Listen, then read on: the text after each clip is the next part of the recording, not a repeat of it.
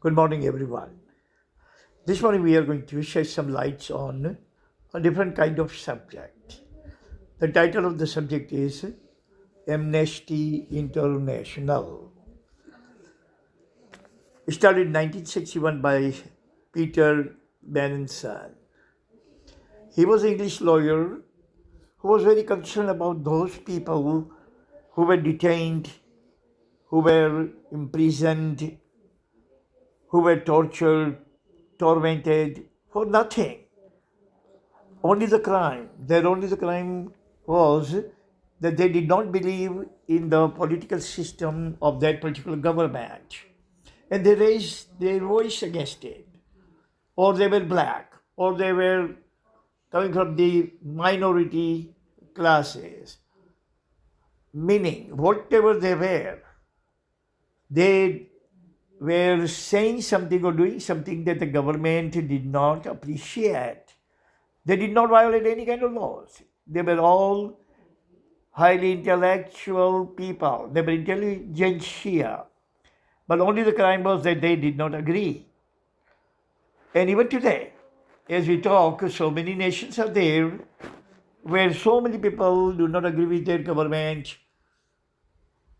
policies, or majority class does not agree with their minority religion or minority thoughts or minority musings, and they are arrested, attained, and thrown in jail without any rhyme or reason. Like we can take the example of America, over there Assange, Edward Snowden. These people did not do anything wrong. They did not commit any kind of crime. But government is imposing the crime upon them. They just expose the government's all illicit, inhumane activities against people or against other nations.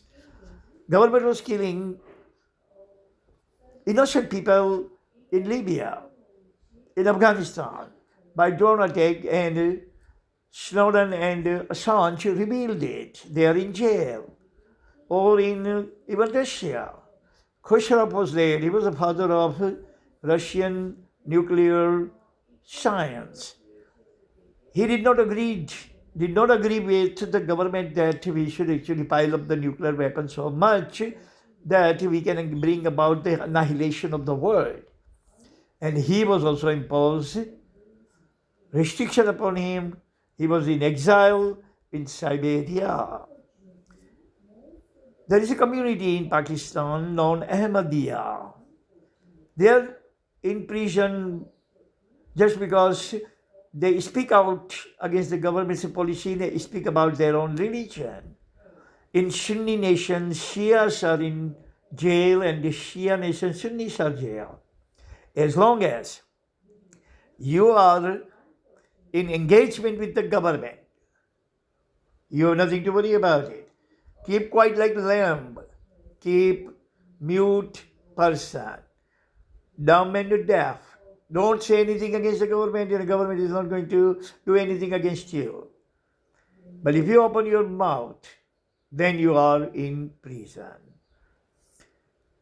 Saudi Arabia, just 2 years ago yesterday, authority perpetrated the murder of Khashoggi, the Saudi reporter working for Washington Post. They chopped off his body and threw it somewhere that is still body is not recovered. Now what was his fault? Gandhiji were in prison in and out. What was his fault? Pandit Nehru, Vallabhbhai Patel, Newton, what was his fault? He just explained the law of gravity. Or Socrates, what was his fault? He just explained the political system should be democracy, for which he has to drink the cup of hemlock, the poison. So, it was not in the past, it is going on in the present, and it will persist in the future too. So, this advocate of England decided that I should do something about this, make a dent. At least I can aware the people, create awareness among the people that these kind of crimes committed by the authority are also crime. And he called these prisoners the prisoners of conscience. Means you are talking about your conscience. If a student says to teacher, I don't like your style, I don't understand, he should not be punished. If he punished, then he is the prisoner of conscience. So I have created 4 points about this, and this 4 points we are going to elaborate elaborately. Point number 1 is Amnesty working for the prisoners of conscience. Amnesty means freedom, pardon, clemency, forgiveness. First and foremost objective of International Amnesty or Amnesty International is to get the release of all those prisoners in the global prisons for their crime of conscience. They did not commit any kind of crime, did not bend even a crime, did not make a dent in the crime, but they were outspoken, they were vocal, they demanded something like Gandhiji, and thrown in jail for demanding your right, you should be venerated, not thrown in jail. So this group, Amnesty International, is working to get the release of all those people wherever they are in the prison of government. Their crimes are not substantiated by the law, but their crimes are substantiated by the government. For example, someone who writes some kind of critical notes about Narendra Modi and he goes to jail. That is substantiated by Narendra Modi. Crime is not substantiated by our sacred constitution. Point number 2 is working for the protection of human rights on the global scale. Wherever human rights are violated, and human rights are violated day in and day out in every 8 corners of the world, especially in underdeveloped nations of Asia, Africa, and Latin America, where women are not given rights, where minorities are not given rights.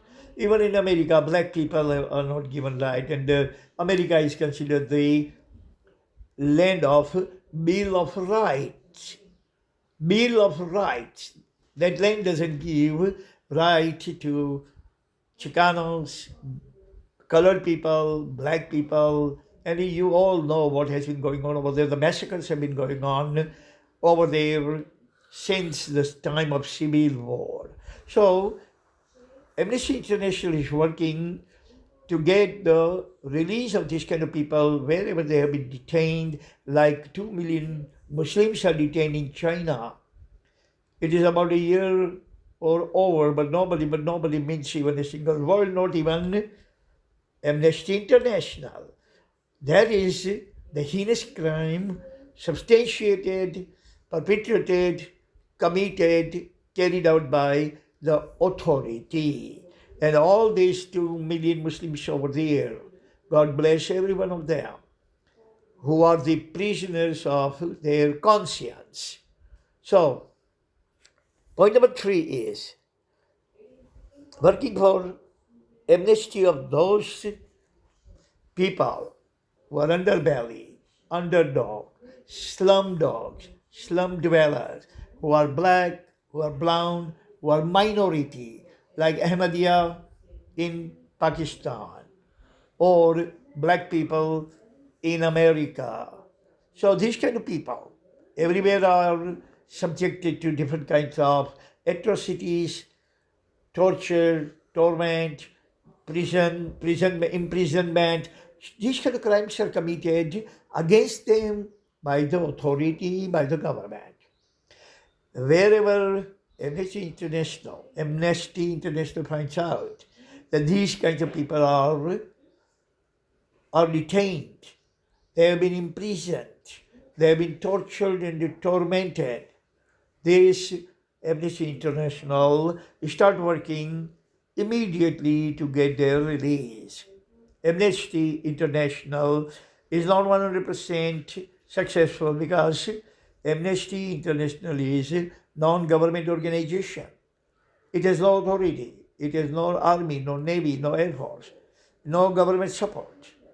Only the thing is that they are actually generating, exerting lots of pressure on that particular tyrant government, draconian government, barbaric government by popular awareness. Point number 4 is working against three heinous crimes. Three heinous crimes are the most heinous crimes. Crime number 1 is torture. Working against torture to any kind of detainees, wherever they are, whether detainees are in Canada or Australia, China or Russia.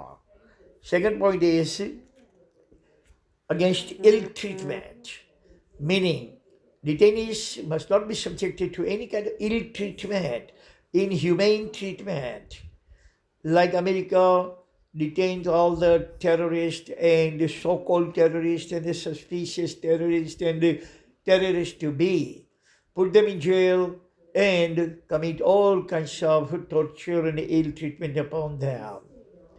And working against the third heinous crime is capital punishment. No death punishment to anyone. Life is not given by human. So human cannot take away life. So these are the 4 very vital, pivotal, and paramount points of Amnesty International. Thank you very much for listening.